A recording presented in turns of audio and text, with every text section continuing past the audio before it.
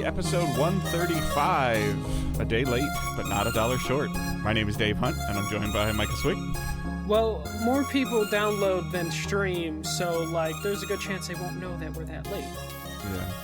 So, it's okay, Dave. It's okay. But I could have just said something crazy like I always do at the beginning, and you could have just not acknowledged it and ignored it, and they wouldn't know we're late either. I know, but also, Dave, you saying something crazy at the beginning of the show, come on, Dave. You intro the show and say, how's the weather? Yeah, it was cooler today than yesterday, but it was still cooler today is 91 degrees. Yeah.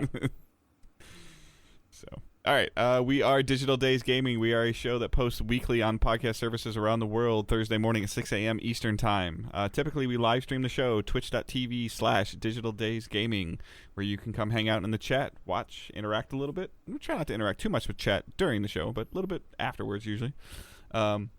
But while you're there, if you could check your, see if you're subscribed to us, and if you want to subscribe, it's like $5, and you can subscribe to us, or you can link Twitch and Amazon together if you have Amazon Prime, and you get a free subscription. Don't let Amazon keep any of their money. They don't need any of it. So if you don't want to give it to us, give it to another streamer. I would like for you to give it to us, but you can just give it to another streamer. If you didn't know about Amazon Prime Gaming, they're giving away Mass Effect Legendary Edition in 2 weeks for their Prime Day, and 30 other games. So if you have Prime, you might want to look into that, and then while you're looking into that, throw us a sub. So there's a reason for you to do it. Yeah. So, just check that out, please, and consider that, or at least follow if you don't have any of those. If you don't want to sub to us, or you don't have the ability to sub to us, or the financial means to, if you could follow, that'd be great. We have other things in the show notes that you can follow as well, our Twitter, Facebook group, Discord, all that stuff. And so we are at the post. I guess I'm so used to saying post E3 life, but E3 is not a thing. Just keep it going. Yeah, we're post E3, post Summer Game Fest. So what's kind of crappy about this time is that we had so much stuff that, we didn't do a numbered episode last week, but we had a Game Fest impression. We had an Xbox Bethesda press conference impressions, but then everybody goes quiet. So they were really quiet 2 or 3 weeks before, and then June 5th to June 19th, there's a whole bunch of stuff, and then now there's nothing. So yeah, kind of where we're at. So. Yeah, and we'll have some more stuff at Gamescom, which is end of August?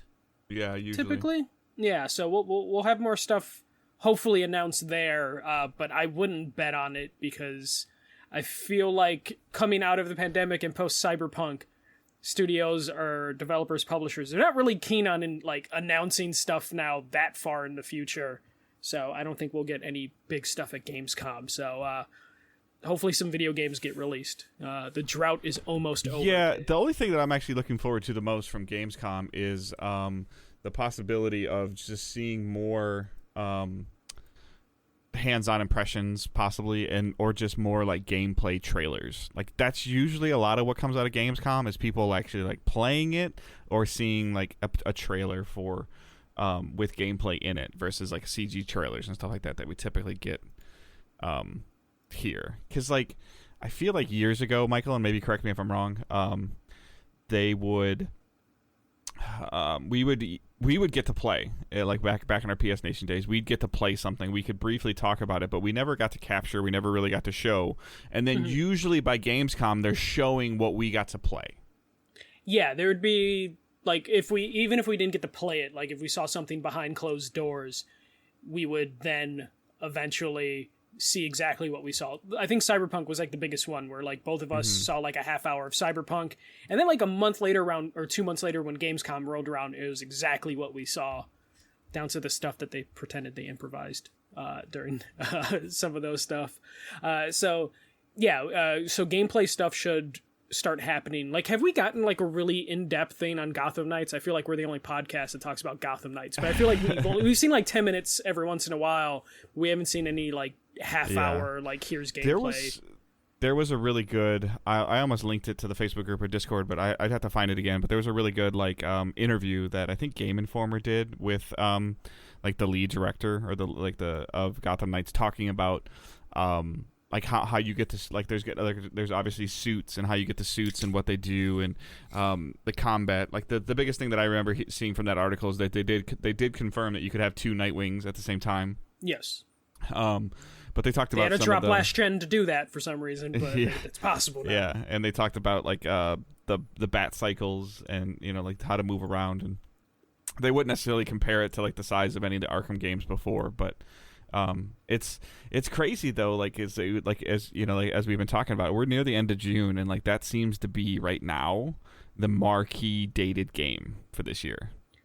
Yeah, because Hogwarts Legacy doesn't have a date yet. Yeah, I would assume if Hogwarts is coming out, we'll get that date at Gamescom. But yeah, I don't like. I'm interested in Gotham Knights, but the fact that it might be like the most until like Sony drops the God of War release date, Gotham Knights is like at least our most anticipated game. Even though like I have a feeling both of us are going to come out of it being like it was okay. Like I don't think any of us are going to come out of Gotham Knights. Though I'm open to it. We're not going to be like this is a game of a generation. But it'd be cool if it happened. But it's not. Mm-hmm. So yeah. I mean, Saints Row might be okay. I don't know. Like, even though I'm the Saints Row person and I'm not excited for this one, but we'll start figuring stuff out. I mean, we'll talk about a game that got like a release window for this year, I believe, coming soon. So right. We'll still get stuff. Let's go ahead and jump into the news quickly, the little bit of news we have, and this is definitely not a game that I expected to see on the news beat, at least as the first piece. Yeah, this is definitely a little out of nowhere. I still don't really know what this exactly entails. So Lollipop Chainsaw, which was a Suda51 Grasshopper game that was made with James Gunn as the writer, so the Guardians of the Galaxy, Suicide Squad writer-director. So this was a 2000 and I think I wrote the date down. 2012 game for the PS3. It's kind of like a cult classic. It didn't sell really well, and it reviewed kind of middling. But it was an interesting time. It was during that PS3 era, which I still think the PS3 is the best era in terms of like a variety and diversity, like diverse set of games, where we would get B tier experiences like this, double A, if you will. So this is kind of weird. So Yoshimi Yoshida, formerly of Katakawa Games, I am so sorry, has formed a new studio and then tweeted out that Lollipop Chainsaw is back from his new studio. There was no further explanation on if this is a remake, remaster, or sequel, but this developer felt confident enough to be like, hey, it's like the 10th anniversary for this game, and we're doing something. So I don't know exactly how the rights were acquired. I mean, this is a developer who worked on it, but like this is a new studio that's taking the rights to it. So I don't know exactly how this is going to work, what it's going to look like, but hell yeah, I'm interested. I feel like these the biggest thing like these games could benefit from is just like, do they need it? Like, is it great that it's a possibility that a game like this is coming back? I'm pretty sure that I've messed with this game a little bit. I feel like this might have been a plus game at one point in time. It wasn't, but it had a demo. So okay. You might have messed with the demo. Yeah, I didn't like hate it because this was like she was like, this is like the Harley Quinn style girl with a chainsaw, right? Yeah, it was before the Harley Quinn that she looks like now. Yeah. But yeah, and then her boyfriend was a severed head that she was like running around with. So super like colorful, and like it was written by James Gunn, and James Gunn is like very... Or this might have been a game, like full disclosure again, this might have been a game that, again, going back to PS Nation days, that we got like 6 or 7 codes for, and we were like, I was in the list of like, hey, play it, talk about it, or like maybe like I might have even streamed it at one point in time. I can't remember. No, this would have been either right when you joined or maybe after you joined, 2012. Okay. So, but this would be like a total game that you were probably listening to the podcast at the time, and like Josh was talking about this game. Yeah, maybe. But yeah, I think it's interesting, like you talked about, like who owns the IP or who allows the IP to do something, or if the company that did own the IP at one time is like, okay, we don't care, whatever, have it. You know, like, so that's super cool. And then I think, you know, cleaning it up, you know, if I think the safest play is a remaster, not a sequel. And you know, cleaning it up and seeing how it does. And if there is something there, then you can go farther. If there's not something there, like, you'll probably still break even. Yeah, it's like James Gunn was still a name back then, or he was just starting to like fill out his name, but this is like before Guardians and Suicide Squad fame. So like just slapping his name on the cover potentially will bring new people into this game, which could be helpful for like, oh, we want to do a sequel to Lollipop Chainsaw. I'm excited because this is a game on my list of PS3 games to reacquire, because I remember trading this game in eventually, because that was the time where I was trading games in, and it is so expensive now because it didn't sell well. It just has become kind of a rare game, especially if you want the ESRB, the North American version of this game. Like, used, this game's going for like $80-$90 on eBay. So it'd be nice. Like, I would love if they just make it backwards compatible with the Xbox. But then I think they would have to work with the original publishers and developers, so we're probably in the remake, remaster, re-release realm. But if it then drives the cost down on like those used PS3 copies, that would be fantastic. But if it doesn't, at least I'd be able to play this game again. I'm kind of excited. I don't know. I know, Dave, your old game is old, but I feel like if it's remastered or remade, you're a little bit more open to it. I think I know kind of where you're going with this. And I feel like I've changed a little bit. My mindset has changed a little bit, and I'm going to go back to Last of Us Part 1 remake, okay? The images that are being released over time for The Last of Us Part 1 are making me consider it, because like they tweeted out a picture of like Tess. Yes, she that looks really good. Vastly different. And like I want to like and I'm wondering, like, it's been 9 years, I think. I don't remember. We're hitting the 10-year. Yeah, so really close to like the 10-year mark, like, and I'm pretty sure that I played it I know I played through it once, because that's a story I tell all the time with Angela Keaton. Literally kept me up until 6 o'clock in the morning to beat that game. So, and if you haven't heard that story, ask the question. I'll tell it again some other time.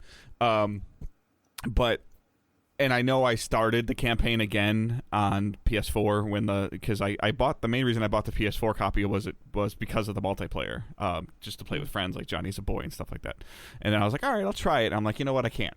But this much of a difference, I think, might make it. Now, is like Lollipop Chainsaw is obviously not Last of Us, but yeah, it would probably be something that, if I hear a lot of people like you, if I remember correctly, I think you enjoyed it, or you had played it at one point in time and you had fun with it.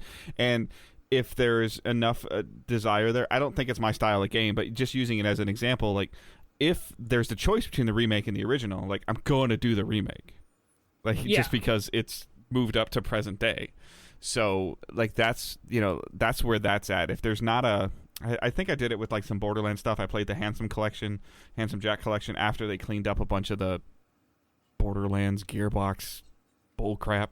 That's like, oh, that doesn't work. Let me fix that. That doesn't work. It's almost like the definitive edition of the games, or the Game of the Year editions, where a lot of stuff's there, a lot of stuff's cleaned up and fixed, and it makes it worth it. Did anything, like, going back to full circle of what I talked about, do I think that anything needs to be cleaned up and fixed from Last of Us? No. Am I intrigued by playing a prettier version of this game based on the pictures that I've seen on social media? It's getting to that point. Go ahead. Last of Us is 9 years old as of a couple days ago. So you were right, 9 years, and next year will be 10.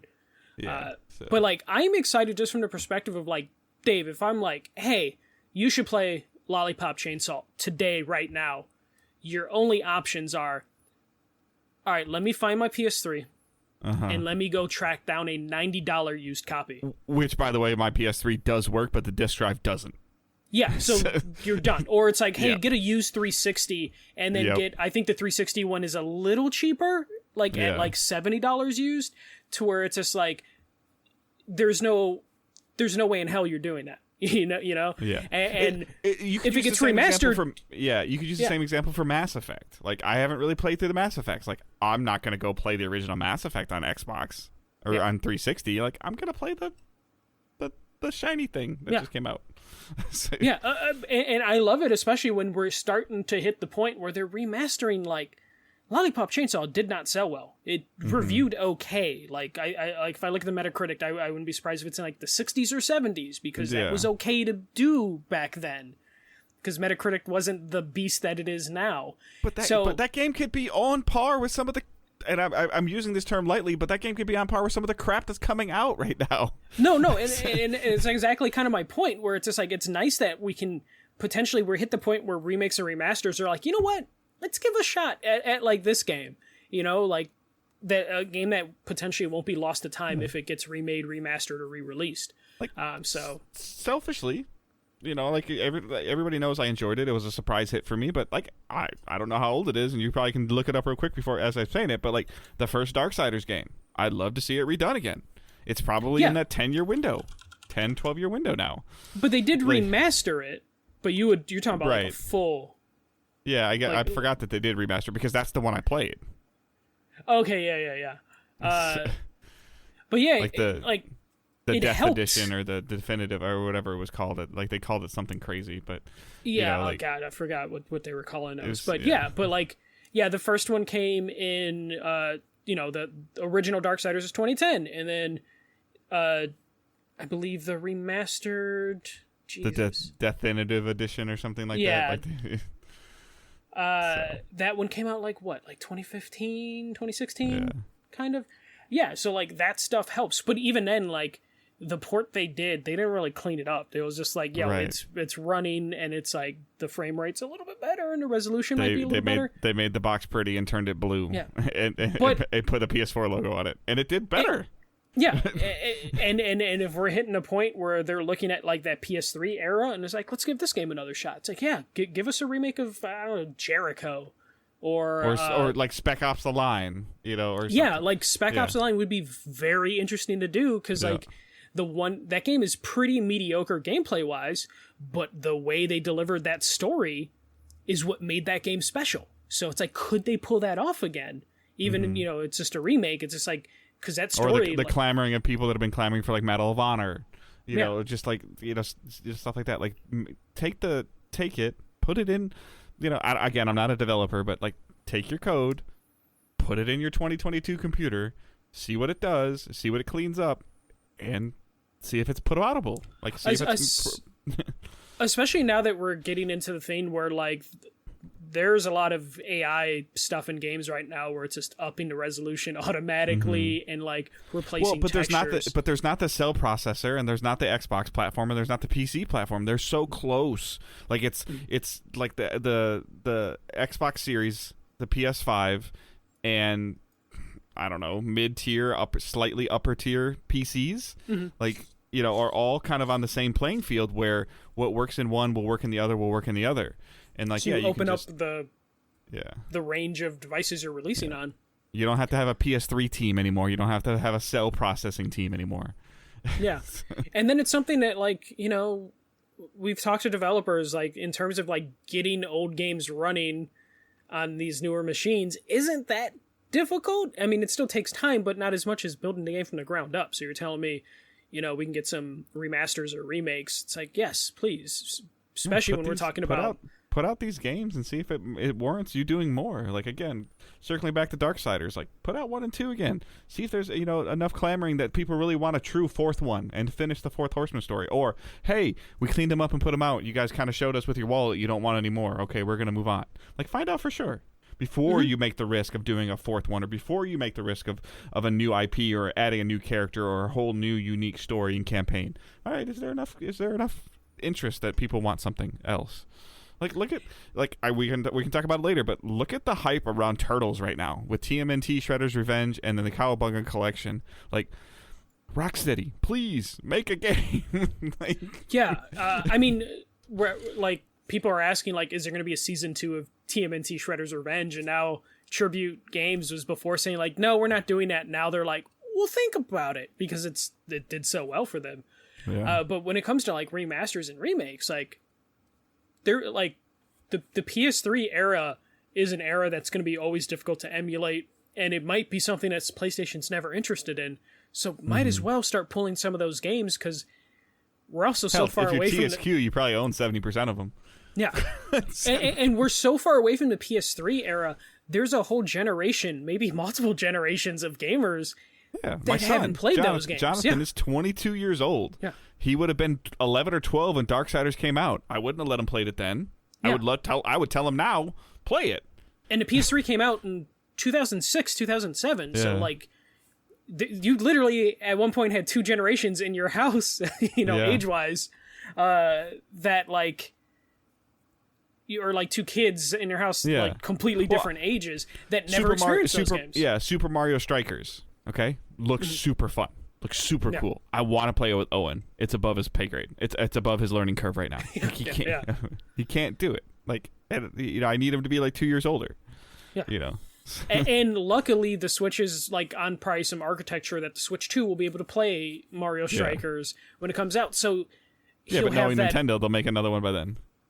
Yeah, but when we're talking about like PS3 stuff, it's just like those pieces. You're not going to bust out the PS3, or you can't for disc games to be like, hey, Owen, look at this cool game that I have on disc. Oh, never mind. Let me go track down a new PS3. It's like impossible. So like if we're gonna go back to the PS3 era, I'm all in favor of just like, let's just pull as many of these PS3 games as possible, just to preserve them, and also just like there's money on the table, like. You're telling me Lollipop Chainsaw with James Gunn doing a Marvel movie and a DC movie won't sell better now than it did back then? Especially after years of, like, a cult following for this game? Might as well. And smart move for the developer at his new studio to be like, I'm going to remaster a game. It's just like, that's a good first project to like, bring some income in and get going. Who knew we would talk about Lollipop Chainsaw for, like, 15 minutes? Yeah. But yeah, I'm excited if anything actually comes of this. If nothing comes of this, I'm going to be pissed. So hopefully we get something. Even if it's just like, hey, Lollipop Chainsaw's on the Switch. Like, it doesn't even get like a full thing, just as long as we can download it again or own a physical copy that's playable on modern-ish, in terms of Switch hardware, would be fantastic. All right, next story. Something Dave absolutely loves. Big fan of this. Only the host will make progress in Redfall. So Redfall is that Left 4 Dead-ish game with vampires coming from... is it Arcane that's doing it? I believe so. Dishonored Studio, Yeah, Arcane. So this is kind of a bummer. It is a 4-player co-op game, but the developers revealed in an IGN interview that sacrifices need to be made so they can make the game fun as a solo experience and as a co-op experience. Apparently, one of those sacrifices is only the host will make story progress, but co-op partners will be able to keep their upgrades and loot. They just will need to replay story missions to progress their individual story. I just put this in here because I wanted to see Dave roll his eyes several times, and if you're not watching on Twitch, you can't experience that. Twitch.tv/digitaldaysgaming. I've come to the realization that for whatever stupid reason, co-op must be hard to code. I mean, you have to imagine there's a lot of moving parts that need to be obtained. Yeah, and I'm up 2 camps of this right now. So, I guess the first thing is I think you know a little bit more about this game because I haven't read too deep into it or anything like that. But do you anticipate this game being at all like a games as a service? I can see it because technically, like, a Back 4 Blood is a games as a service, not on the scale of like a Destiny or Fortnite. Right. But yeah, like if there's like a mid tier for games as a service, I can see this being considered. Do you see this game having end game like content? No, post campaign end game content. I feel like this would probably be one of those games as a service games where there'll be a roadmap where they add content, but not necessarily like end game content. Maybe a little off Because expansions. I kind of see the possibility of this having something like events and things like in the game of wanting you to come back every couple of months. I potentially see that. I'm not saying that I know anything, but the thing that makes me the most concerned about this now, with the emphasis on 4-player co-op, because they've talked about it since the start, the thing that makes me the most concerned about it is that means that this story is just absolute hot garbage, and it's a tutorial that you play to get to the other stuff. No, they're hyping up that this is like a single player experience, so I would imagine they're confident in their story to where they're like, yeah, you're gonna play it with your buddies and then you're gonna have to play it by yourself later, you know. Because the obvious thing that you run into is like, what's the answer? So Michael's on mission 7, I'm on mission 2, I join Michael's game to play mission 8. I get credit for mission 8 in a perfect world, and then I have to go, and then I leave the game. Michael's like, all right, I gotta go eat. All right, I want to keep playing. So then I leave his game, and I have to go back to mission 3, and then I play 3, 4, 5, 6, and 7, and then I just jump to 9. So like, what's the answer? And people are like, oh, well, Borderlands did it. Borderlands' story was not a continuously narrative-driven story, which maybe Redfall is. But I don't know. Like, Borderlands, like, everybody's like, oh, Borderlands could do it, and yeah, but you could go to the left in Borderlands and hear some story and hear some dialogue, and then and get a good chunk of it, and then go to the right and get a good chunk of it, or you could go to the right first and get it, and go to the left and not feel lost. Like, the story wasn't linear based, and if this story is linear based, like Far Cry. Far Cry is a very linear. Yeah, Far Cry is a very linear based story that you can do some crazy crap with your buddies in. But I think the only thing that might save this, and everybody's gonna, I'm rolling my eyes at this crap. The only thing that might save this is the Game Pass functionality of it. Oh, my buddy just picked up Game Pass. Redfall is always going to be on there. Hey, I'll play with you. I already beat it. I'll play it. It's fun. Yeah, I would imagine that's a big part of it, is obviously the Game Pass thing, which is why I think announcement to potential release is relatively quick. I mean, this game was announced last year, and we're potentially going to get it next year. So, like, that's kind of crazy for how game design works now. So, I see your point. Like, if they don't care that you can play Mission 7 without playing 2 through 6, then they don't care about the story. Right. But my counter argument is they would probably hope their story's compelling enough that you'll want to play it by yourself, because you're not going to hear like the side chatter and all that stuff. That defeats the purpose of a cooperative game at all. Then, like, I know it does, but it's one of those things where they're just like, if this was Agents of Mayhem style. Sorry to bring up Agents of Mayhem, but remember when we saw Agents of Mayhem and we're like, this should be a co-op game, and then the developers were like, you're kind of right, but it's a single-player game. But their story wasn't cool enough. Like, their story wasn't intriguing enough. Yeah, but so, like, Agents of Mayhem would have probably... Agents of Mayhem probably would have got a 1 or 2 extra review points if it was co-op to get you through it, and they're probably like, okay. But now Redfall is going to get dinged that you can't progress. Like, it's a no-win situation. I would say they would if anyone actually ever deemed Far Cry for it. People complain about it, but it's never really hurt Far Cry. But Far Cry, the problem is Far Cry was 2-player co-op, and it was just like, hey, you can do crazy shit in this now with your buddy. This is 4-player.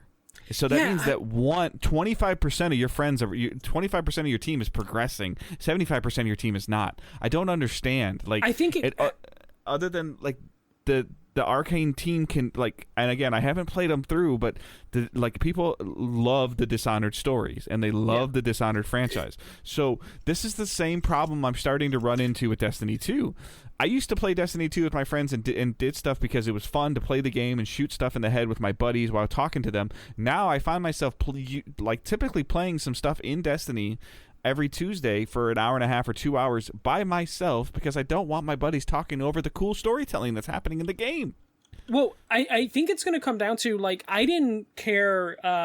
Back 4 Blood, it didn't really matter, but like... Back 4 Blood didn't have a story, right? It had kind of a story. But I think they're either Redfall is going to get crushed if it has kind of a story. I don't think it's going to get crushed because it's a Game Pass game, so it's not going to fucking matter. But the you're on an island. Why are there vampires here? Why are you fighting them? Like, there's a cool aesthetic there that's intriguing to me. But I'm just I with the detachment of cooperative progress for everybody, the story, the expectations I have for the story have gone up. Mm-hmm.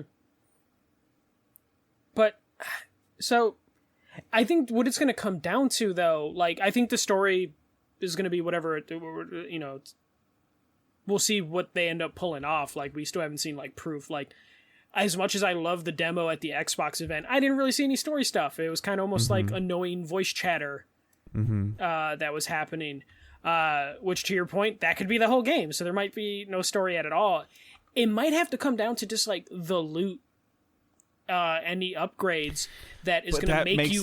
that makes it a games as a service. It depends on if you're... how much they're going to go into, like, buy this loot. I agree with you. Currency. Like, yeah, sure, absolutely. I'll go back and do mission 2 with you for the 6th time. I hope I get this rare gun skin drop or this rare ability upgrade, like, that can potentially drop from there. Yeah. That's end game. That's yeah, end game. No, that end game is end game. That's loot. What we're talking about. But that's end game. Like, you're running the same thing over and over again to get stronger, to do things easier, to get stronger. That's end game. But, like, to me, end game is like a big thing you're building towards, not just grinding something out. So I would imagine, like, it has to be, because they specifically mentioned you get to keep your upgrades and your loot. So I would assume, which leads me to believe that there's post-campaign content. Potentially, we just don't know in what form. Like, I would imagine there will be post-game content, but it's going to be like, are they going to do, if you're doing a 4-player co-op game that's mimicking Back 4 Blood, Left 4 Dead, then you're going to do expansions, not necessarily like, oh, here's a big raid, because it just wouldn't make sense for this. Right. So I think it's going to come down to... You would start talking about roadmaps, seasonal content, battle pass, stuff. Yeah. And so far, like, I don't think any 4-player co-op game has quite figured that out exactly. In terms of, like, Back 4 Blood, like, it took too long for them to release a expansion story pack, and they tried doing holiday events, and it was kind of, like, lackluster. And Left 4 Dead, like, released consistent content, but then eventually it was just like, we'll just fan-made stuff. The only game that has actually done it in terms of a PvE cooperativeness is Destiny. Yeah, but I'm specifically talking about this genre that they're working in. Well, what genre do you consider it, though? It's a first-person shooter. Because it basically looks like Left 4 Dead, I'm thinking the 4-player genre, the 4-player co-op shooter thing. Destiny has a little bit more going on in terms of its RPG elements, its actual raid elements. It's more of an MMO than it is a, like, 4-player co-op I guess game. I don't remember. How did Avengers handle it? I don't even remember, because I never played with anybody. So Marvel had the bad loot system with a bunch of currencies, but they released the specific expansions. Remember, there's like the Hawkeye story. Did you progress? Did you progress with your buddies, like if you were playing the main campaign, or did you have to go back? I don't remember. I believe you could have multiple. Did they fix it to where you could have like multiple Hulks? No, I don't think they did. No, I'm just talking about if you're on mission 5 and I'm on mission 2, can I join you, and do I progress with you? Yes, did I complete mission 5? I think you did. Yeah, and also I think their missions were kind of just all open from the get-go for the most part. Yeah. Like, I don't think it really mattered once you were like in the co-op hub, if I remember correctly. Yep, and I think that's the difference. Like, this is not an open, like, Borderlands is an open world style game. Like, yeah, you like certain parts were locked off, but when you went to an area, you could go almost anywhere within that area. Like, this leads me to believe that this is going to be a linear, connect the dots kind of story, right? Yeah, it definitely feels like that if like only the host is making progress. Because if it was open, then it wouldn't matter what you do, because there would just be a big world and you just go run around.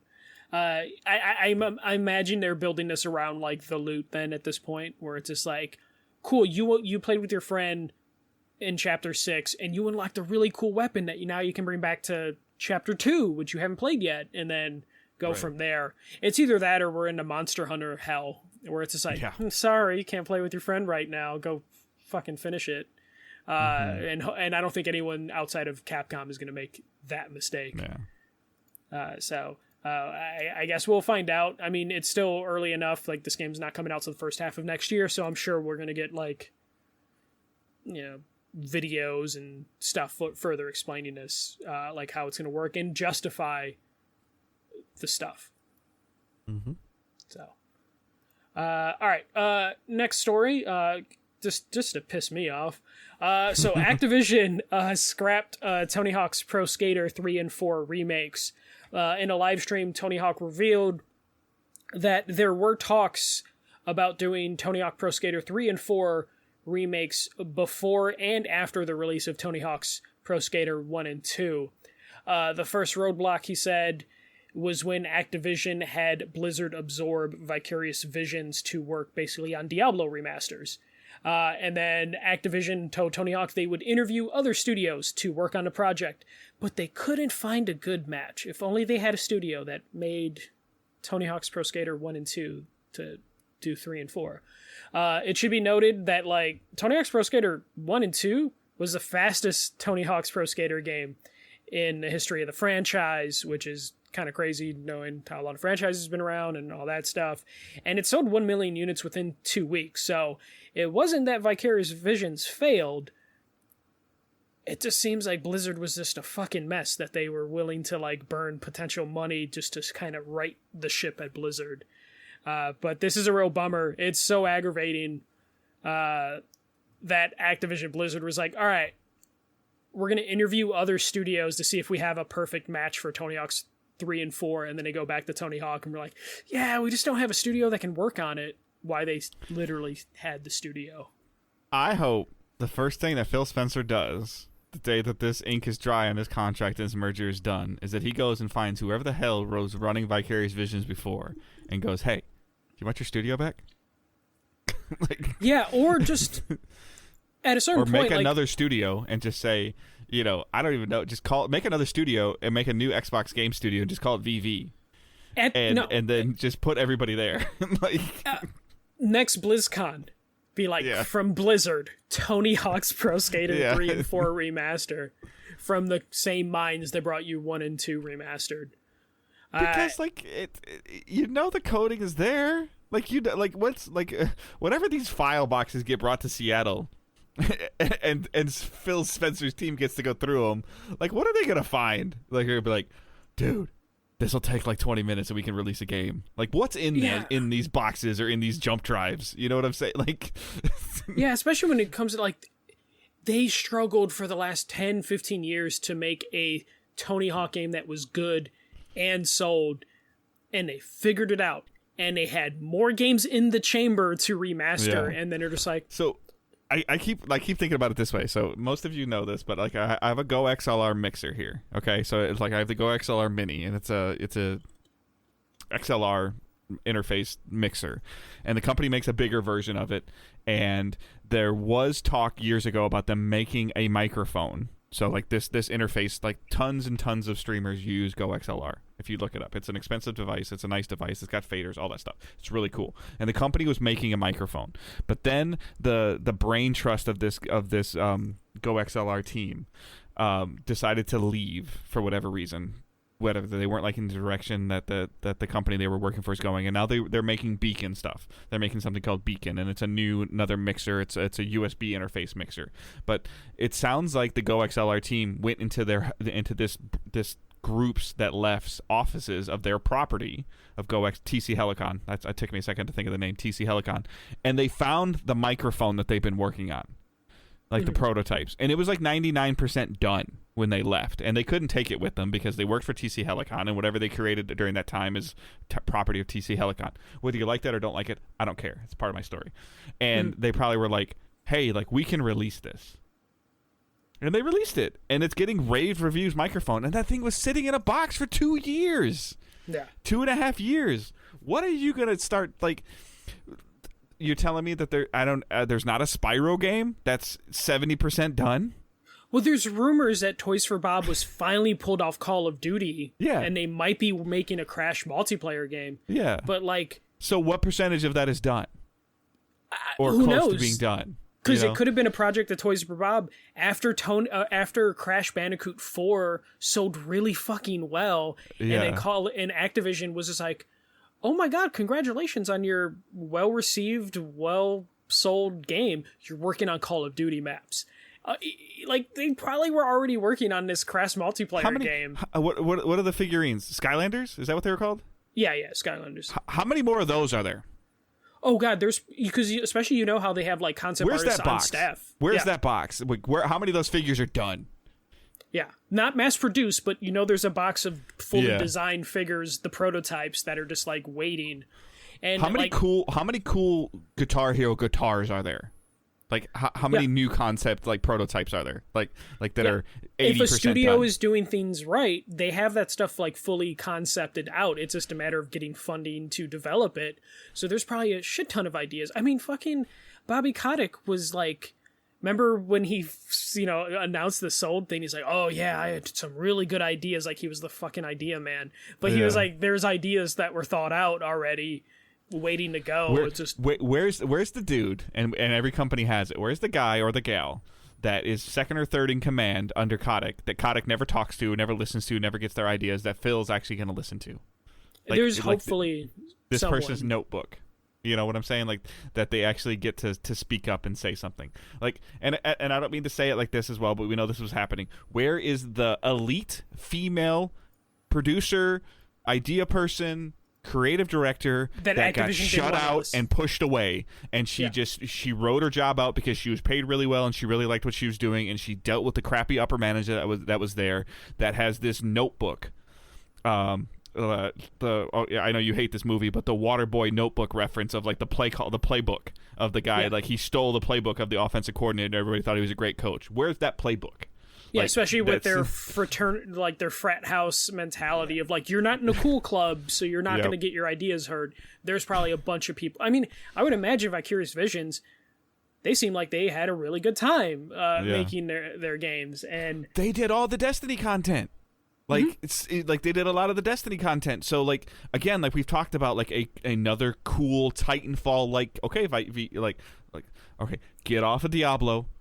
Let's come back to your first person stuff. Let's put the gun in your hand again, and not the three-quarter view. Like whatever it is. Like, and I hate to like keep tying it back to Destiny, but well, I mean, it's not Destiny anymore. It's like all those studios were just moved to Warzone and whatever Call of Duty is coming out, to where it's just like High Moon Studios, Beanox, Vicarious Visions. They're all just working.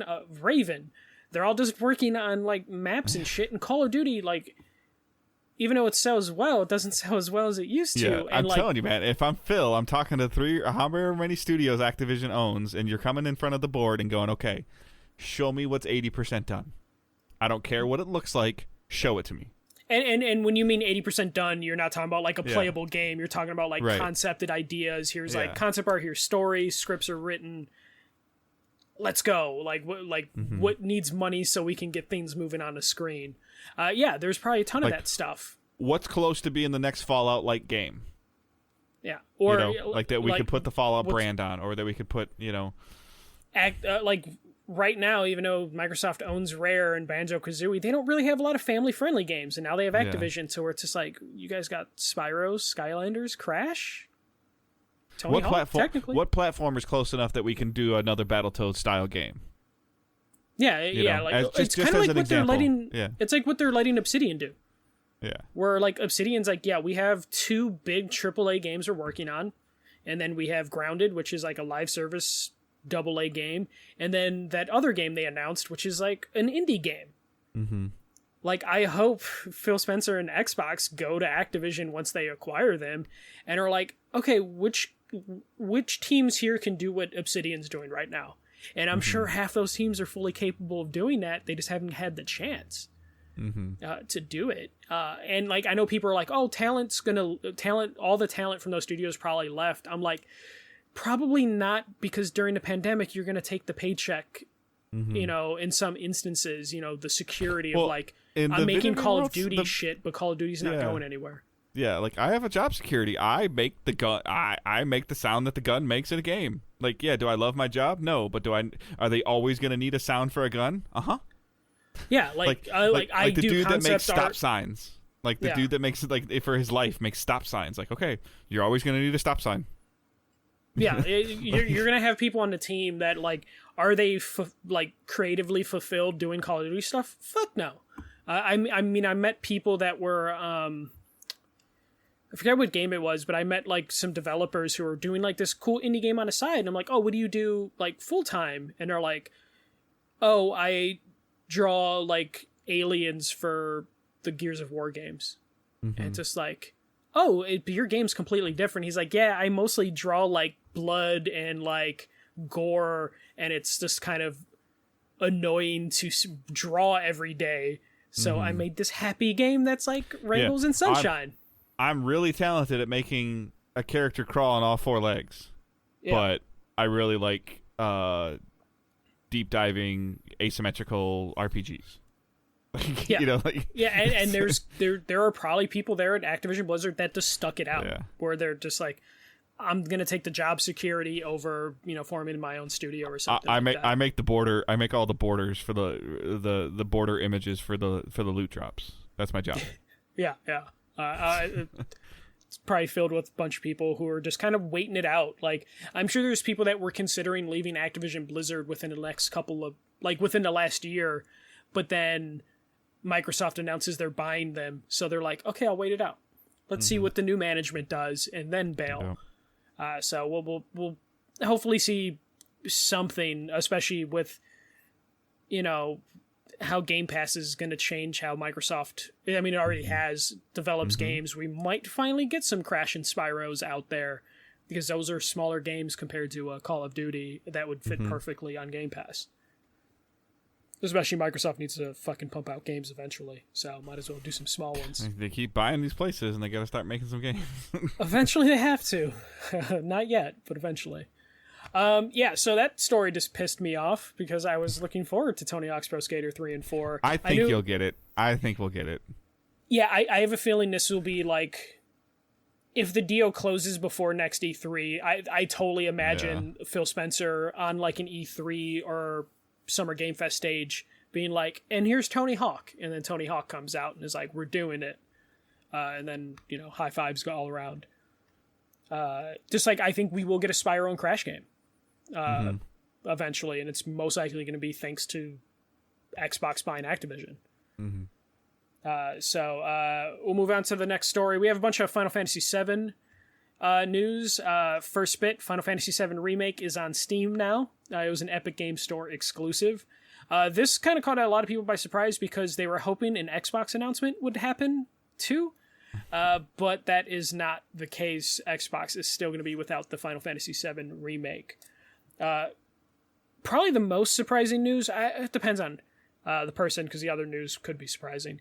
Crisis Core Final Fantasy VII Remake is coming this winter to all platforms. So it's coming to Xbox, it's coming to PlayStation, it's coming to Switch, Steam, you know, PC. So yeah, this is a remake of the PSP game. Wasn't expecting this to come out or be a thing. I thought they were just going to focus on like mainline Final Fantasy VII. But yeah, it's going to be converted to HD with all the 3D models and characters, everything else. It looks really nice. You know, it looks like it'll fit perfectly in with the Final Fantasy VII Remake games. So, Dave, did you have a PSP back in the day or no? No. Okay. So, yeah, this will be new to you, and this is a lot of people's favorite Final Fantasy from that era. So, really cool to see. And it's coming this winter, which is doesn't mean it's this year. Winter is from, you know, like November winter to technically February. Starts like December 21st or something like that. Yeah, so like don't freak out if this is like a February game. But this was a pretty big surprise, especially with the wait, I think, and then this so yeah, the Crisis Core remake is coming in winter, or winter to all platforms, and then Final Fantasy Remake Part 2. Rebirth is next winter, so we have two games that are going to be, like, they could be either one year or the next year, but it'll still be within winter. But yeah, Final Fantasy Remake Part 2 is called Final Fantasy VII Rebirth, and it is being billed as the second chapter in a trilogy, which is not surprising for us, because we knew this was probably going to be a trilogy, but they're at least confirming it, so that gives you I'll take the trilogy over the possibility when we first saw this of thinking it was episodic. Yeah. Like, that was just... I wonder if that's just, like, bad translation, in terms of, like, when they were pitching it. But yeah, so Final Fantasy VII Rebirth is coming next winter, which means Square Enix, like, they know what's making them money, and they're going to release a Crisis Core this winter, Final Fantasy XVI next summer, and then Final Fantasy VII Rebirth the following winter. So there's going to be a lot of Square Enix. Yeah, but we're still talking almost Final Fantasy. Like, it is what it is, and it's fine. I know the games are hard, obviously, but we're and pandemic again, but we're talking almost like, depending on when this part 2 comes out, like you're almost looking at 24 months between releases. Mm-hmm. Like, yeah, that's a lot. 24 right? months between part 1 and part 2. When did part 1 come out? 2020? Yeah, was it was 2020. It was June, July 2020, and now we're going to get this one probably February, March 2023? Or 2024? Yeah, but yeah. So, like, 3 years. Which is fine with the size and scope, and, like, they're... Yeah, agreed. Yeah, but it's just kind of one of those things where, like, if you were to go back, like, 5 years and tell somebody, like, they're going to release part 1 in 2020, and it's not going to be done until 2026. I would say that would be ridiculous if it wasn't Square Enix, who, like, everyone joked that was going to be the case when they said it was going to be episodic. So honestly, they're kind of impressing me with the pace that they have now, because I thought this was going to be a Kingdom Hearts trilogy sort of thing, where it's like, it's going to be like 12, 15 years for us to finish this trilogy. At the time, obviously, we didn't know what they were going to be doing. Like, what we saw, I think everybody was very pleasantly surprised about what was in part 1. Yeah, people were surprised. There was a little bit of criticism of, like, oh, they are dragging this the fuck out. But, like, I think most people walked away pretty happy with the whole experience. Yeah. So hopefully they listen to some of those criticisms and we get, like, a tight middle chapter that allows them to hopefully hit, like, another, part 3 eventually, like, in a faster But I just hope, like, pace. part 3 doesn't feel, like, phoned in. All right, we got to finish now the final epilogue. It's, like, 6 hours. We're done. Like... Yeah, I'm more worried about that being for the middle chapter, to be honest. Oh, are you? Okay. Yeah, I have a feeling it's going to be like... This would always happen in, like, the Telltale games. Like, if it's 5 episodes, episode 4 was, like, the shortest every time. Yeah. So okay. I'm more worried about the middle chapter being like, that was kind of short. And then the last chapter being like, oh, shit, this is kind of long. So I don't think anyone will be happy or satisfied exactly with the length of these things. But yeah, Square Enix, hey, they talked about, like, they're going to do what they do best. And that, of course, led to them dropping all their Western studios.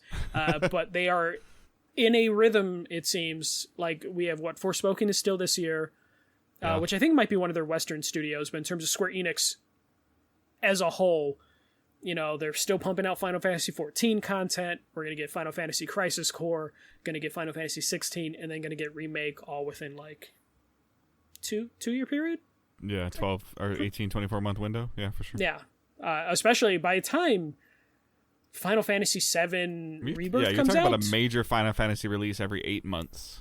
Yeah, and Final Fantasy XIV's big release was last December, which means by the time Rebirth comes out, the next big expansion for Final Fantasy XIV will probably be around that same time. So we're seeing Square, like, kind of hitting on all cylinders from the stuff they already have announced. Yeah, for sure. Yeah. All right. So that is a little bit of the news that I didn't really expect to last 45 minutes, but it did, which is good because because I don't think Michael and I were able to really play a lot. I know Michael had a bunch of stuff going on personally with some changes in his life, and as well as for me. So we're gonna do what we're playing and watching. So I'll go first, real quick. Watching right off the bat. I think since last time we recorded, but last time we did a playing and watching, which is a while ago. Yeah. Angela and I have watched all 6 episodes of Obi-Wan Kenobi on Disney Plus. Only 6 episodes, or is it still going? It's done. So okay. Yeah, the I think finale. The finale aired today, which is Wednesday. I watched the finale this morning. I've been complaining. Like people have been complaining about like Netflix dropping to 8 episodes, and then Disney for their seasons is like 6. There you go. I liked it. So like Advent writes in chat, was episode 6 worth it? To be honest, we watched some of them so quickly together. I think at one point in time we watched 1, 2, 3, and 4 at one time, like in one sitting. Angela and I did, and then 5 came out, we watched it, and then 6 came out, we watched it. I really really liked it. I think it's on par with Mandalorian. And I guess the main reason I liked it is because it fleshed out more of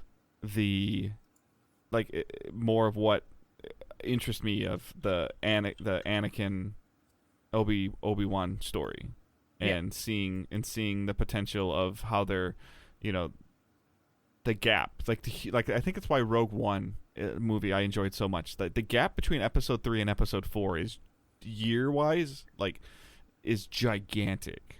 Like it's like 25 years, I think, right? Between the events of episode 3 and the start of episode 4 in the movies, it's like 20 years. Because of Luke goes from essentially Luke and Leia go from essentially being born at the end of episode 3 of the movies. Oh, and then A New Hope. Yeah. And they're they're in their mid-20s. Late, adults. So it's hard to tell because movies in the 70s, they'd be like, this person's 16, and you're like, that man's 45. 16, 18. There's minimum, there's a 16-year jump. Yeah. And so and some of this stuff is fleshing it out, and just the learning more about Anakin, Darth Vader. It was really cool. Yeah. So I really enjoyed that. We also are watching, and we need to watch the 3rd episode, but we're watching Miss Marvel. Yeah, I'm surprised how much I'm enjoying Miss Marvel. That's really good too. I love the animations that are in it. Mm-hmm. Just the little details of the text message conversations going back and forth while they're walking down the street and they show up on the walls, on billboards, all the little animation stuff. I'm really enjoying it. So I read the comics and I was kind of worried because in the comics she's 12 or 13. Yeah, and this one she's 16, 15, 16. Yeah. Yeah. And that was a thing I was worried about. I was worried that it was going to be 12, 13-year-old Kamala Khan, and I didn't know if I wanted plucky little kid running around solving mysteries and stuff. And then it turned into she's 16, so it's a coming of age story, but it's not. It doesn't feel that childish as I was kind of expecting it to, based on the comics. Comics are really good, but because the comics start her way younger, I was I don't know if this is going to transition to a TV show. But I'm super surprised. Yeah, some of the hate that I've been seeing is people are well, they're just making her powers like a genie. How do you feel about what they're doing? Because it's not on par with the comics, correct? Yeah. So the comics, she basically has the Fantastic Four's abilities, but the Fantastic Four aren't in the MCU yet. So they kind of put themselves in a corner. So they're kind of taking the cosmic powers from America Chavez to kind of because it seems they look very similar to American Chavez's stars. So I'm kind of fine with her taking from that character, because again, her character is she has all the Fantastic Four's powers. So without Fantastic Four, it's okay, whose powers are we going to take? Yeah. And you can't give her Miss Marvel's powers because it would be, or Captain Marvel's powers. You can't give her Captain Marvel's powers because it just won't work that well. Or it'll seem like they're trying to replace Brie Larson, which they totally are, but you don't want it to come across like that. Mm-hmm. So I'm fine with her powers being a little bit more cosmic and mysterious, because you can't have the Fantastic Four yet. Yeah. They're coming, but it would be weird if she had the powers before them. Yeah. I love the culture story they're telling too. I love it. Yeah. I grew up in metropolitan Detroit is very much of a mixing pot, so there's a lot of stuff that I understand, but there's also a ton of stuff that I'm learning, and I love it. Yeah, I love it. We saw this with Moon Knight in terms of just grabbing music. Which I haven't watched yet. But. Okay, Moon Knight also does that in terms of showing you different cultures, and then just bringing their music in. This does that as well, where it's a nice blend of music. It feels like a true New York experience, the way they're presenting it, which is cool. But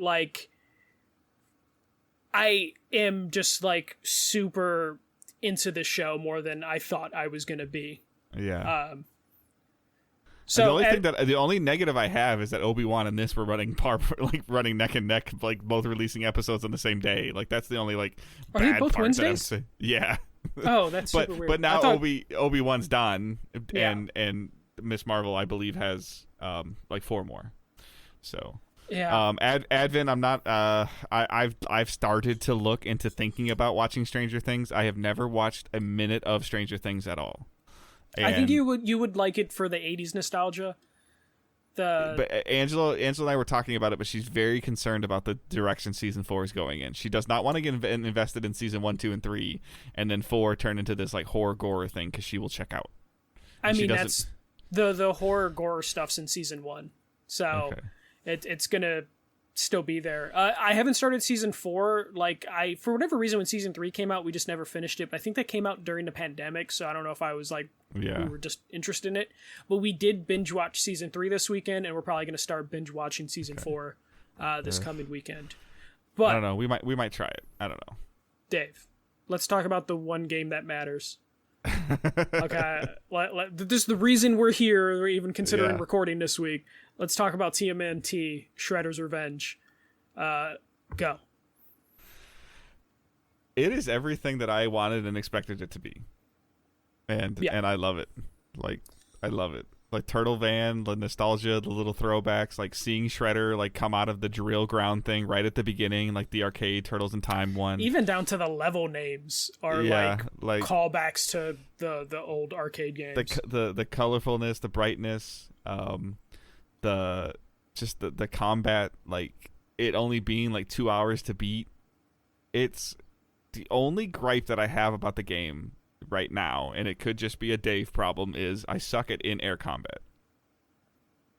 Yeah, but you don't need to master it. Right, I know, but it's just frustrating. Like because like, and then the challenges like irritate me a little bit. Like, don't get touched. I'm like, really? Oh God, man! Especially when you're playing in co-op. Like the first time we played, I played with Evan and a couple of our other friends. We played 4 or 5 people online. And it was definitely like halfway through a mission, and then it's just like someone gets hit by like steam twice, and then it's like you failed the challenge because you got hit by steam twice. It was like, damn it, like that's super difficult. Especially like, I think one of the trophies is like don't get damaged by Shredder, you know, and it's just like that's whoa, yeah, it's like. That's fucking difficult. It was one of those ones where I'm like, okay, I could probably do it if I put it on easy and I don't play with friends. Johnny as a boy said, like, you get 5 of your friends and then you just stand in the lower left-hand corner. Yeah, but like, but then you have to hope that all of your friends are like ready to go and are like fully capable. Like, I suck at any time you're on a hoverboard and you have to do stuff. And I'm just like, okay. But top to bottom, man, the little cutscenes, the music, the every character kind of having its own animation and uniqueness about them, and just like it's a game that Angela can play.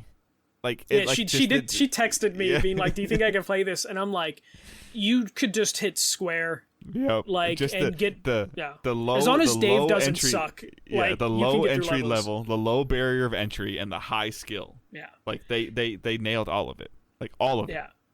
Yeah, and then like the music is so damn good. I don't know how I feel about the theme song remake. Like it's close enough, but it just feels slightly off. But it's still great. Like it sets you in the mood, especially with that animation at the beginning. Now, I haven't played Elden Ring. I haven't played Horizon Forbidden West. But we're halfway through the year, and if I had to have this conversation right now, it's at the top of the list. That disappoints me, Dave. Like, I really like this game, but like I knew when I finished it, I told Sarah, like, you can ask Sarah, I'm like, this is gonna be fucking Dave's game of the year. Like I was just like, this is gonna be. I don't think by the end of the year, I don't think it's going to be like Forspoken's going to give it a run for money. Like Gotham Knight's going to give a run for the money for the thing that I enjoyed the most. But like right now, like I'm just happy. Like it is 1988 Ninja Turtles. And I love it.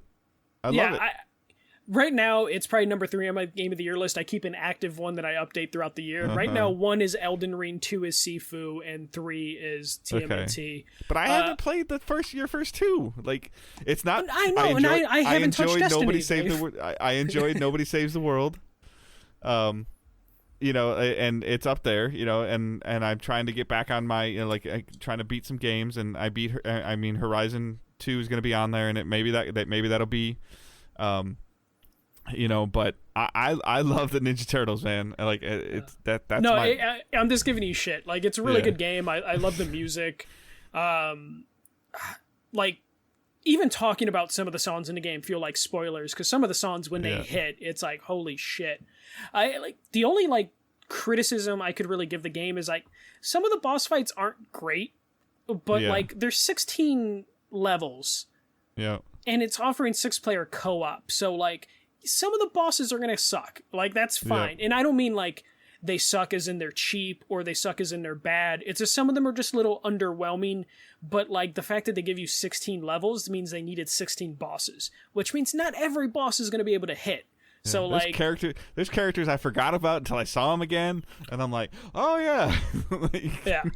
But I enjoyed the combat. I don't know how exactly I feel about like leveling up each individual turtle, but the turtles definitely do play differently from each other. So if you do want to have a different experience, because I know when we were playing with like 4 or 5 people, there was like aspects of like, oh shit, April's got some moves. I kind of want to play as April because she could do this, or like Donatello seems a little OP. April's definitely OP. Like Donatello's range is great. Leo's like his special... Leonardo's like jump move is great. You know, like and each one of them has their own thing. I think it's Michelangelo, like when he dodges and you hit the button, he like flings at you, like he spins at you and he can hit you. Yeah, and then you know. It's just like we ended up playing. I beat the game twice in 2 sittings. Like once I beat it in 1 sitting, another time I beat it in 1 sitting. So I did online with 4 or 5 people. The day it came out, we were up until 2 a.m. until we saw credits. And then the next day, Sarah was like, I want to play. So then we ended up playing local.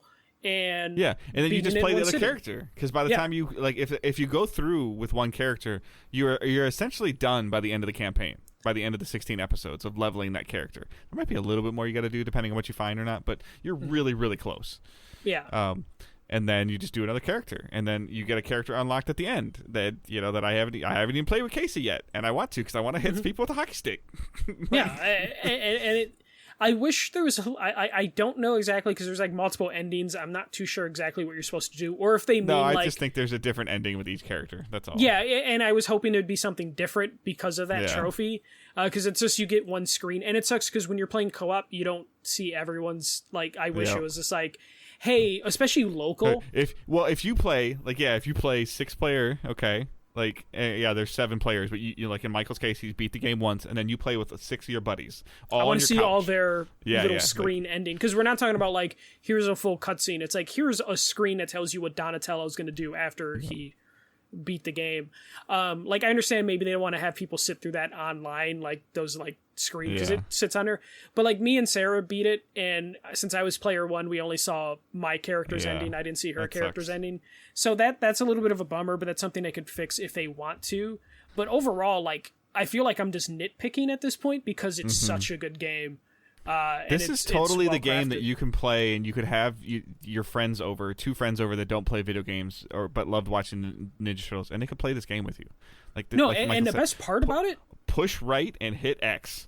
The best part of it is like it takes like 5 to 10 minutes per level to where like if you put this game in front of friends locally, they're probably going to be like, yeah, I'll play a couple levels, but then they're going to be like, keep going, and then 2 hours later credits roll, and you're like, we just beat this game. Yeah, like it I don't know, it's fantastic. Yeah, I love it. Yeah. But yeah, that's all I played. Yeah, I'm still playing Card Shark, but haven't really dove too deep into it for me. But we're watching the same television shows. Yeah. So like that's all I really played. Well, I started. Did you ever watch the show called Manifest? No. Is that an old people show? No, I don't think so. I don't know when it came out. It's on Netflix. There's like 3 seasons, but it's the essentially what happened is like a family part of a family left Jamaica, the Bahamas, I don't remember, like in November of 2013, and their plane had some turbulence and it landed in 2018. Okay, so that actually sound. I was worried when you said that manifest. I was just like, this is going to be like an NBC procedural on CBS starring some like and now 90s actor. Some of them hear voices in their heads and they're trying to figure out what happened Randy to them. Orton? So that I'm like 6 episodes in. It showed up on like my recommended Netflix thing, and I don't remember the name of this, and I know you're gonna hate this as well. I can't the Adam Sandler basketball movie. Oh, I hear that's actually pretty good. Yeah, because it's like it's Adam Sandler not being Adam Sandler. Right. Did you ever see the movie The Scout? Like with the Yankees pitcher with like years ago, like the guy found a baseball player like in the middle of nowhere and tried to bring him to play. Was it a Kevin Costner baseball. Movie? No. Okay. That's like For Love of the Game or something like that. But, okay. It gave me a lot of like the Scout movie things of where like nobody believed that this guy found this person, and it's pretty cool. Like, so there's I could find the name. I'm sorry, but if you go on, it's part of Adam Sandler's deal with Netflix. So it's front and center. And it's on the front page. Yeah. So it was one of those ones where like I opened Netflix and it's like recommended this to me. I'm like, hi, I haven't seen this. It's about basketball. Let me watch it. Didn't realize it was the day it came out. That's why I was recommending it to me. Yeah. Yeah, and like right now, currently, I'm not really playing anything. Started a new job, and then I'm going to a wrestling show on Sunday. So I'm like taking someone who hasn't been to a wrestling show before to a wrestling show, and then it's their second one. So I'm like trying to like prep them for the show because it's AEW versus New Japan Pro Wrestling. So I have to basically introduce all these Japanese wrestlers to them. Be like, this guy is like an old man. He's practically Murder Grandpa. This is his theme song. You need to learn this theme song if we're going to the show. So I'm basically just teaching and mansplaining wrestling. So a lot of wrestling being watched right now. Awesome. But yeah, that is it for playing and watching. All right. So we're going to hit some of these questions real quick. So Grey Ghost on Twitter asks, favorite turtle. So who's your favorite turtle, Michael? Donatello. Okay. I don't have to think about it. I think mine's Michelangelo. I don't know why. I just think because you're a party dude. Yeah. Like, you just want to eat pizza, surf, or whatever. Probably the one I relate to the most is Raphael because he flies off the handle very fast. Yeah. So in terms of like looking in the mirror relationship wise, it'd probably be Raphael. Yeah. Me. It's just I like purple. And he's into technology, I guess, but it's really just he likes purple because people who like purple are annoying like that. We just like purple. Everything's purple. So yeah, mine's pretty basic. And then Hussein writes in a question for the DDG host and the community. Since the topic of Game Pass and Day One games is coming in as hot right now, and since we know that for sure there will be Day One games coming on to the new PS Plus subscription as well, so far just Stray. Since Stray was announced for it. What do you guys think of the possibility of Forspoken coming out as a Day One release on subscription, or even maybe something smaller like Crisis Core? I'm mentioning those two specifically because of the relationship between Square Enix and Sony, and because of Crisis Core was for a long time a PSP exclusive. And if not those games, what other games do you think will be there as Day One? And what games do you want to be there as Day One? Okay, that's a really loaded question. Okay. Do you want to answer first, or should I? Let me go real quick. Okay. In terms of Forspoken, do I see it as a possibility? Sure. Because Square Enix has signed some interesting deals in the past. Like similar with like Guardians of the Galaxy, and I feel like they've done something else with Game Pass recently. Outriders. Or no? Outriders, yes. Okay. So, however, I think with the exclusivity deal that Sony has signed for Forspoken, Sony considers it to be kind of like one of their marquee franchises and one of their marquee things. Yeah. And Sony is against their marquee items being on any subscription service day and date. And I would think that Crisis Core would be just on the same plane as Forspoken. If not higher, because it's Final Fantasy. Correct. Like, it sells too well. And I also, to your point, back to what you had said before, Square knows what they have with Final Fantasy. Yes. Maybe they don't know what they have with Forspoken as much, especially with the delay. That's why I think it's a much higher chance that you see Forspoken than you would Crisis Core, because Square is going to try to recoup their money and knowing how much money they may or may not have lost.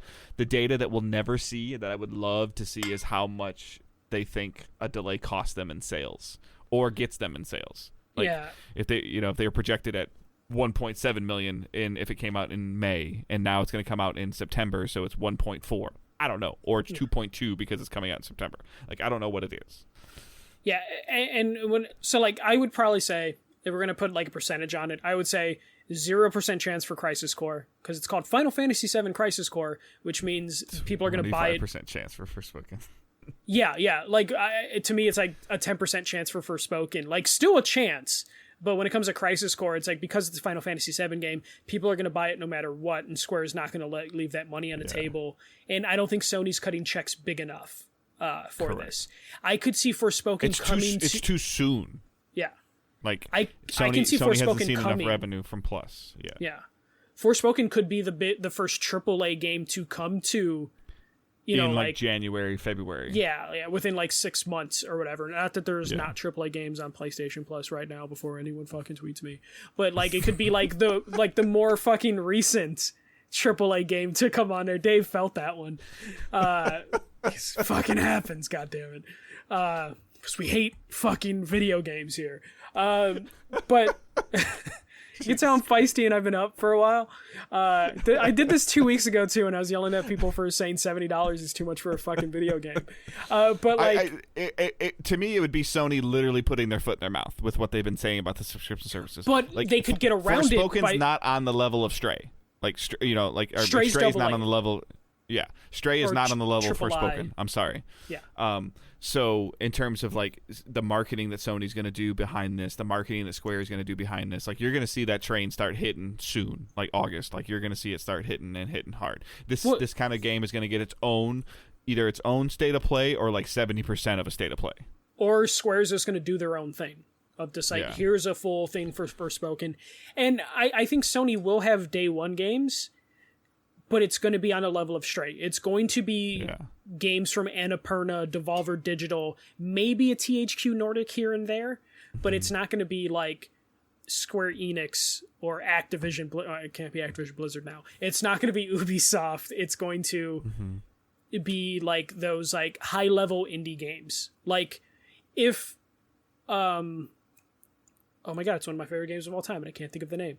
If it was Plague Tale, that would be perfect for PlayStation Plus, but they already signed a deal with Game Pass. That is, I think, the highest tier you're going to get from PlayStation Plus is something like a Plague Tale, because it's like just above, it's significantly above indie, but it's not quite AAA, and I think that will probably be the zone that PlayStation Plus will work with.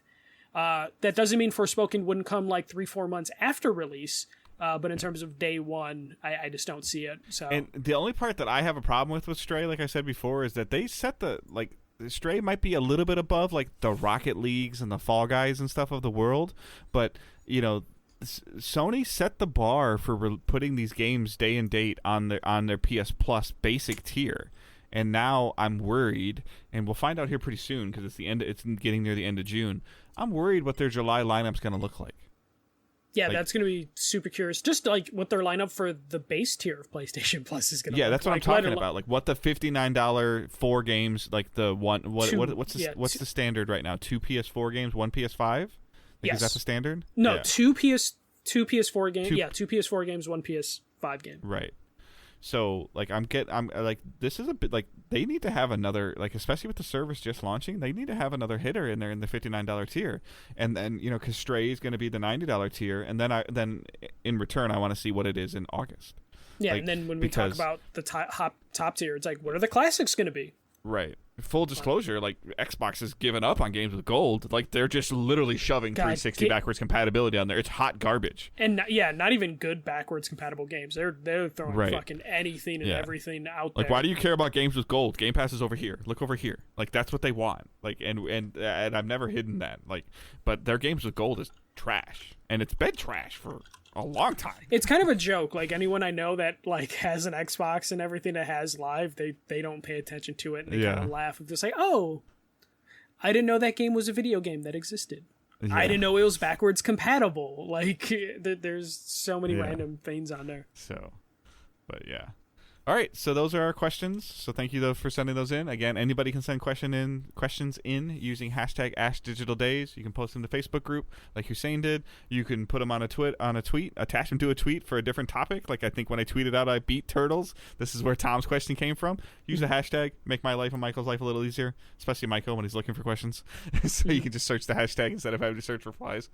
But yes, please send those in. You don't have to wait for us to ask for them. Just send them. You know, a lot of people in the community. Somebody was talking about snacks again. I think we've talked about snacks that we use while we game. Yeah. Although Matt, I will I'll pay the shipping if you send Michael a giant tub of peanut butter pretzels. I will 100% pay the shipping. I mean, if you want to throw money away, I will literally throw it in the garbage if you'd like. So if you want to see money being thrown away, I'll make a TikTok if you want. I'll just fucking throw that shit in the garbage. Because they got on the food thing again, and they were kind of going after you a little bit. I thought it was funny. I mean, people with bad taste are very critical of people that like. Are everybody hear refined. that? Michael's against anything Europeans eat. Yes. I had to think about it for a second. Yes. All right. So you can follow us on the socials at Digital Days Pod for the main podcast. That's Digital Days Gaming's Twitter account. You can follow Michael at the first MJC, which I'm sure he'll be tweeting about some wrestling stuff all weekend. You can follow me at Good Dave Hunt.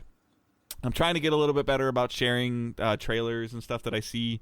Even if I just am putzing on YouTube, I'm trying to get a little bit better about that. I need to do better on that with Twitter. Just to kind of give like brief impressions of maybe something you didn't see or something, but I don't know. As I progress through, Facebook group and Discord server are linked in the show notes. You can check out that stuff. Join the group. Join the Discord. Patreon is there also. So there's a couple tiers in there that you can check out for the Patreon subscribers, and that is it. So that's all we have. I am on like 3 of 12 games.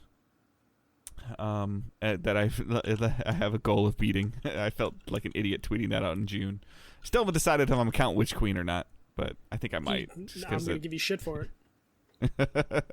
I'll see if I get to 11 games by like October or November or something like that. Maybe I'll throw Witch Queen in there to say I hit my goal. I mean, I think we're gonna end up doing like a safe to spoil for maybe August. So we'll add a backwards compatible game to your list. Yeah, I think that Turtles helped me get off the schneid of like get out of my funk for a little bit. So, whether it's Horizon or I still need to pick it up at that Fist game like that that I've been seeing some stuff about. And I got like Death's Door. You've been and stuff, like talking about the fisting game. Yeah. Dick. Yeah. So, all right. That's not what that means, Dave. You're terrible. So. Yeah. All right. I hope everyone has a great rest of their week. Keep moving forward. Dave talking about foot soldiers and fists. All right. Don't be a dick. See ya.